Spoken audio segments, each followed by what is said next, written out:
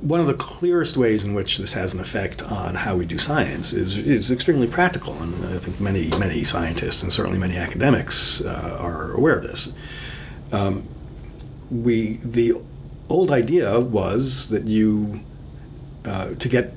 to make your research public, you had to get it published, and to get it published meant to go to the relative handful of journals, which are very hierarchically arranged, some at the top, the biggest ones, and so forth, until you found somebody who would publish it, go through the refereed process, and so forth. And that makes absolute sense when information is scarce, when it's hard to get things public. When it's so easy to make things public that often you have to go out of your way not to make things public, that strategy is inefficient. And it is being changed as rapidly as we can, but there are institutions that are both powerful and well entrenched that make it very difficult. So that is, there are paper-based publications that have a tremendous interest in keeping their position and enforcing a type of, at this point, artificial scarcity, so they can continue to charge $15,000 to $20,000 for a subscription to their journal.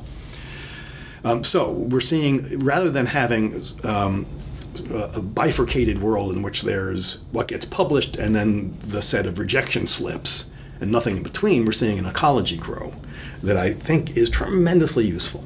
So we have all the old ways of the old high prestige refereed journals, and that's great. They're publishing not only things that pass the process, so we know they're good science, but are also very, very important. And so the top magazines only publish the really important ones, but there's a lot of really useful science that is not top tier important. It may be some small point that turns out to be crucial to somebody else's research.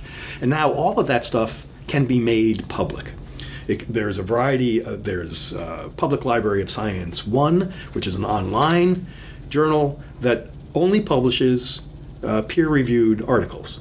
Very traditional in that regard, but it will publish any article that passes peer review, even if it's on a so-called small topic. Why not? The bits are basically free, so that cracks it open. There's places like Archive, arxiv.org, which is a site that publishes stuff before it's been peer reviewed. Anybody with any credential can submit to it, and it gets automatically published. The important thing here, there's a medical Wikipedia, a wiki for medicine that, as we speak, is just getting started, like a couple days ago, which is Wikipedia, except you have to be a medical expert to contribute. And that seems to me to be yet another niche in the ecology we need.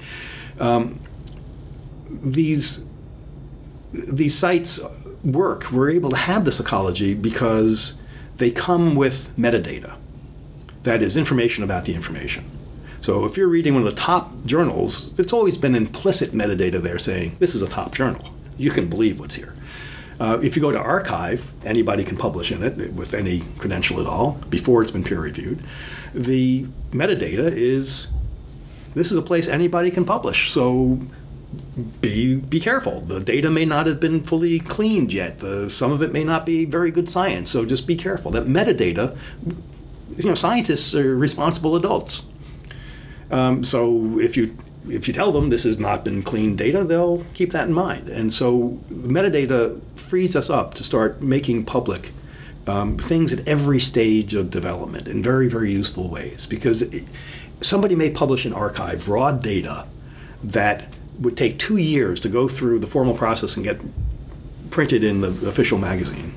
That will, another scientist will stumble across and realize here's how you cure cancer or whatever. Having this ecology, I think, is undoubtedly, with the right metadata in place, is a very healthy thing to have.